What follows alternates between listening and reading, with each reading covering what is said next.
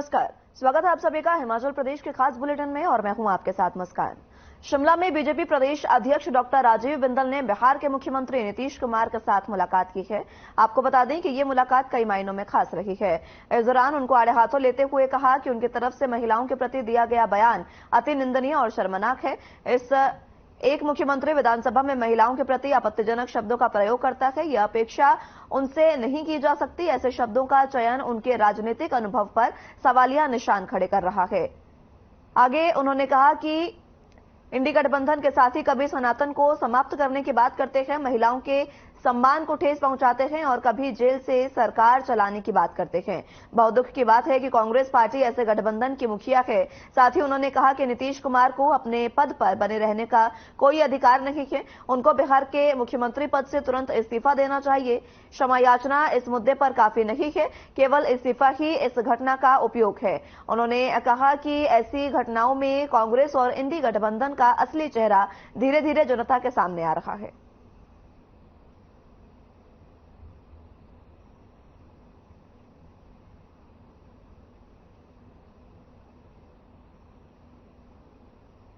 श्री नीतीश कुमार जी द्वारा महिलाओं के संबंध में दिया गया जो बयान है वो बहुत निंदनीय है, शर्मनाक है। बिहार विधानसभा की कार्रवाई के समय मुख्यमंत्री महोदय द्वारा महिलाओं के प्रति अपमानजनक शब्दों का प्रयोग ये अपेक्षा नहीं की जा सकती। एक इतना बड़ा राजनीतिक जीवन, लगातार मुख्यमंत्री रहना, केंद्रीय मंत्री रहना, सांसद रहना, और फिर वो तो अभी इंडी गठबंधन के राष्ट्रीय कन्वीनर बनने जा रहे हैं। और ऐसे में इस प्रकार के शब्द जो सामान्य भाषा में चार लोग बैठ करके आपस में चर्चा इस प्रकार की नहीं कर सकते, वो उन्होंने विधानसभा के और फ्लोर के ऊपर इस प्रकार की बात की है, ये अत्यंत शर्मनाक है।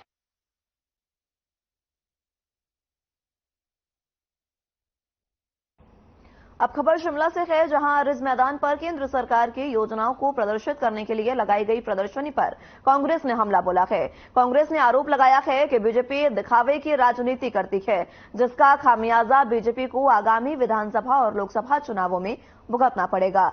वहीं कांग्रेस महासचिव देवेंद्र बुशहरी ने बताया कि बीजेपी चुनावी साल में इस तरह की प्रदर्शनी लगाकर करोड़ों रुपए खर्च कर रही है।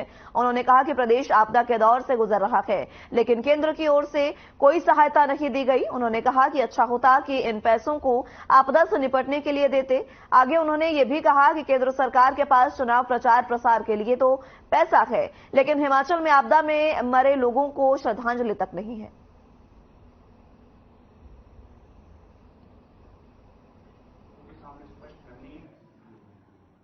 भारतीय जनता पार्टी ने हमारे जो ऐतिहासिक रिज मैदान पर जो प्रदर्शनी लगाई है, इसमें जो प्रचार और प्रसार उन्होंने प्रस्तुत किया, कांग्रेस पार्टी का एक सवाल भारतीय जनता पार्टी से रहेगा कि जितना फजूल की खर्चे इन प्रचार और प्रसार में भारतीय जनता पार्टी केवल दिखावे के लिए कर रही है, अच्छा होता कि प्राकृतिक आपदा में जिस प्रकार से हिमाचल प्रदेश में बहुत सारा नुकसान हुआ है, अगर ये पैसा उसमें खर्च होता तो आज प्रदेश की जनता भारतीय जनता पार्टी की धन्यवादी होती।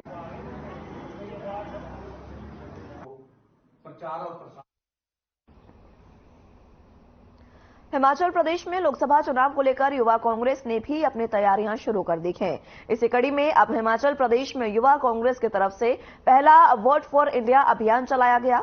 इसके अलावा कॉलेज में पढ़ने वाले छात्रों को भी मतदान के बारे में जागरूक किया जाएगा, ताकि युवा लोकसभा चुनाव में अपनी अहम भूमिका निभा सके। धालपुर में पत्रकारों को संबोधित करते हुए हिमाचल प्रदेश युवा कांग्रेस के प्रदेश मीडिया समन्वय कर्णदेव बौद्ध का कहना है कि कर्नाटक में भी युवा कांग्रेस ने इसी तरह से काम किया है और वहां पर कांग्रेस की सरकार बन पाई है। लोकसभा चुनावों को लेकर भी अब युवा कांग्रेस ने अपनी तैयारियां पूरी कर ली हैं।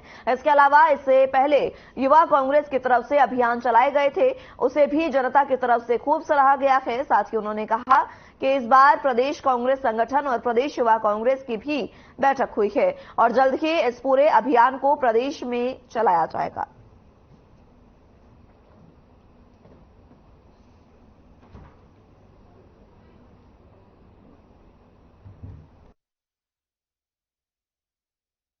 इस प्रकार हमारे भारतीय युवा कांग्रेस ने आने वाले लोकसभा चुनाव के मद्देनजर जो पहले जो कैंपेन चलाया था, बूथ जोड़ो यूथ जोड़ो और सुपर शक्तिशाली कार्यक्रम, जिसका हमें भरपूर योगदान मिल रहा है। और अब हमने जैसा कि पहले भारतीय युवा कांग्रेस ने कर्नाटक चुनाव में युवा मठ करके कार्यक्रम चलाया था, जिसके अंतर्गत हमें उसका बहुत फायदा मिला और लाखों की तादाद में युवा हमारे उस कार्यक्रम में जुड़े और कर्नाटक में हमने बहुमत से सरकार हासिल की।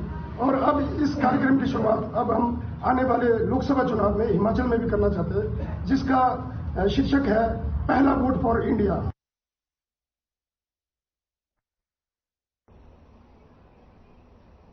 किसी भी राजनीतिक दल के युवा बैंक को उसकी रीढ़ की हड्डी माना जाता है।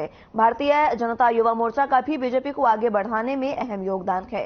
17 नवंबर को भारतीय जनता युवा मोर्चा की प्रदेश कार्य समिति की बैठक ऊना में होने जा रही है।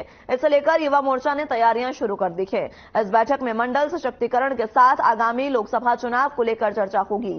साल 2024 में प्रधानमंत्री नरेंद्र मोदी के हाथ मजबूत करने के लिए हिमाचल भारतीय जनता युवा मोर्चा चारों सीट पर जीत दिलाने के लिए मेहनत करने वाला है। वहीं भारतीय जनता युवा मोर्चा हिमाचल के अध्यक्ष तिलक राज ने कहा कि हाल ही में सभी पदाधिकारी राष्ट्रीय कार्य समिति की बैठक से वापस लौटे हैं। अब 17 नवंबर को ऊना में प्रदेश कार्य समिति की बैठक होगी। आगे उन्होंने कहा कि इस कार्य समिति की बैठक में बीजेपी के वरिष्ठ नेताओं का मार्गदर्शन मिलेगा। साथ ही उन्होंने विश्वास जताया कि साल 2024 में एक बार फिर नरेंद्र मोदी देश के प्रधानमंत्री बनेंगे।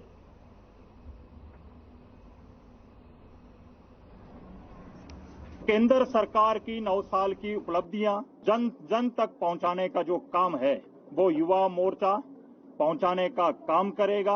और इस कार्य समिति में हमें जैसा आगामी योजना पर विस्तार रूप से चर्चा होगी और पूर्व में हुए कार्यक्रमों की समीक्षा होगी।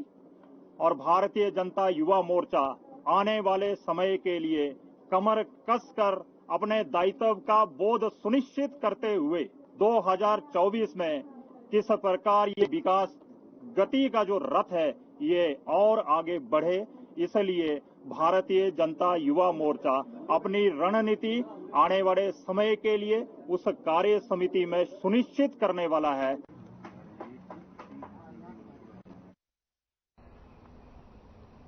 सोलन में नगर निगम की तरफ से त्योहारी सीजन के चलते माल रोड गंज बाजार से दुकानदारों की तरफ से सड़क पर किए अतिक्रमण को हटवाया गया और दुकानदारों को चेतावनी दी गई कि वे सड़क पर अपने दुकानों के बाहर सामान न लगाएं। वहीं जानकारी देते हुए नगर निगम के कमिश्नर जफर इकबाल ने बताया कि बाजार में त्योहारी सीजन के चलते लोगों की आवाजाही बढ़ी है। लोगों को आने जाने में परेशानी न हो और लोग आराम से सामान खरीद सके, इसलिए बाजार में अतिक्रमण बर्दाश्त नहीं किया जाएगा।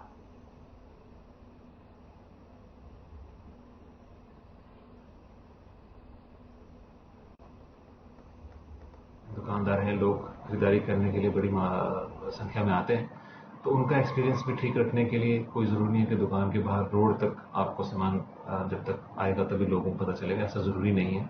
और दूसरा, हज़ार्ड के एंगल से या डिजास्टर के एंगल से अगर कोई फायर इंसिडेंट हो जाता है तो उसके रिस्पॉन्स में आपकी सहायता चाहिए रादर देन योर हिंड्रेंस और योर रेजिस्टेंस। तो उसमें आपके माध्यम से मैं लोगों से अपील करूंगा कि वो हमारे इसमें सपोर्ट करें ताकि ये दिवाली का जो पावन पर्व है अच्छे तरीके से लोग उसको एंजॉय करें। सिरमौर जिले के जाखना स्कूल में 7 दिवसीय राष्ट्रीय सेवा योजना शिविर का आयोजन हुआ, जिसके मुख्य अतिथि पंचायत प्रधान श्यामलाल शर्मा मुख्य रूप से मौजूद रहे।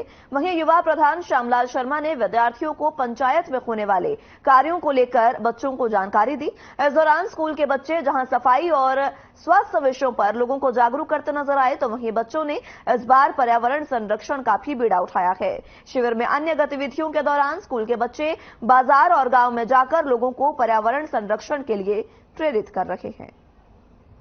एनएसएस वॉलंटियर का नया मुद्दा दिवाली को लेकर है। हम सभी दुकानों में गए और हमने उन्हें दिवाली के पटाखे बेचने से मना किया, क्योंकि दिवाली के पटाखों से प्रदूषण फैलता है और कहीं भी कभी भी आग लग सकती है, जिसके द्वारा हमारे जमीन को नुकसान हो सकता है।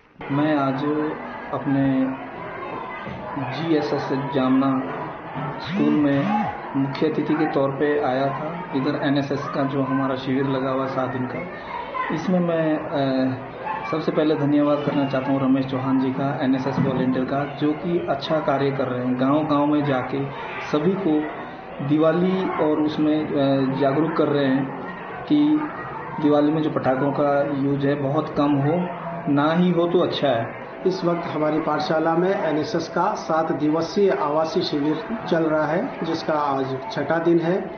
इस आवासीय शिविर में हम NSS वॉलंटियर्स को इस प्रकार तैयार कर रहे हैं ताकि वो समाज में जाकर, घर में जाकर, गांव में जाकर लोगों को विभिन्न प्रकार की सामाजिक समस्याओं के प्रति लोगों को जागरूक करें।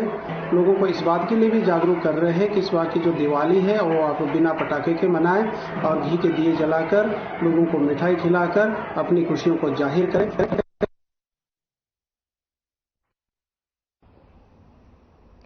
दीपों का त्योहार दीपावली को जहां महज कुछ ही दिन बाकी हैं, तो ऐसे में चेतना संस्था बिलासपुर से जुड़े दिव्यांग विशेष बच्चों की तरफ से अपने हाथों से दिवाली का सामान बनाया गया।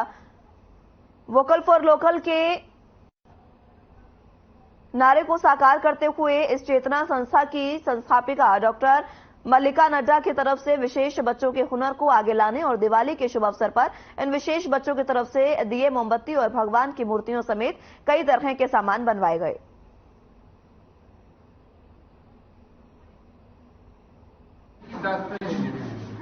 मैं यहाँ पर मिनर्वा स्कूल में एग्जीबिशंस के लिए आए हैं, साथ में हमारे दिव्यांग बच्चे भी आए हैं, जिसके थ्रू हम कैंडल्स की एग्जीबिशन हमने यहाँ पे लगाई हुई है। जो हमारे दिव्यांग बच्चे हैं वो विशेष शिक्षकों व वोकेशनल ट्रेनर की मदद से कैंडल्स मेकिंग करते हैं। साथ में हम एग्जीबिशन राखी वगैरह के भी लगाते हैं। तो इस बारी हमने जो भी कैंडल्स वगैरह बनाई हैं वो दिव्यांग बच्चों के थ्रू बनाई है। तो मिनर्वा स्कूल में ये बच्चे इन दिव्यांगों को प्रोत्साहन देने के लिए यहाँ पे इन चीज़ों को खरीद रहे हैं ताकि वो इन कार्यों को इनको मोटिवेट कर सके। आज हमारे स्कूल में एक चेतना संस्था जो दिव्यांग बच्चों के लिए काम करती है, उन बच्चों की तरफ से कुछ स्टॉल्स लगाए गए जिसमें कि दिए और कुछ फैंसी आइटम्स लेके वो बच्चे आए थे, जिसमें कि हमारे स्कूल के बच्चों ने उन बच्चों से परचेजिंग की है और ये फर्स्ट क्लास से लेके प्लस 2 तक क्लास के बच्चों ने इसमें पार्टिसिपेट किया। उसमें उनके स्टॉल्स में गए और काफ़ी अच्छी चीज़ें वो बच्चे बना के लाए थे और हमारे बच्चों ने उनको पसंद भी किया और खरीद के भी लेके गए हैं। तो इस नोबल कॉज के लिए मैं चेतना संस्था को भी बधाई देता हूं कि वो इन बच्चों के लिए इतना काम कर रहे हैं।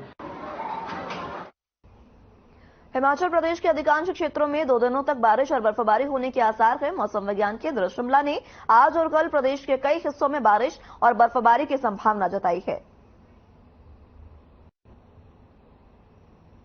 देखिए, पश्चिमी विक्षोभ अप्रोच कर रहा है। आज और कल जो है फिर से प्रदेश में मौसम खराब रहने की संभावना है और ये जो पश्चिमी विक्षोभ है ये आमतौर पर आज शाम तक सक्रिय होगा और कल भी इसका असर रहेगा। प्रदेश के जो फिलहाल के लिए मेरे साथ इस बुलेटिन में बस इतना ही। तमाम अहम खबरों के लिए आप बने रहिए हमारे साथ। नमस्कार।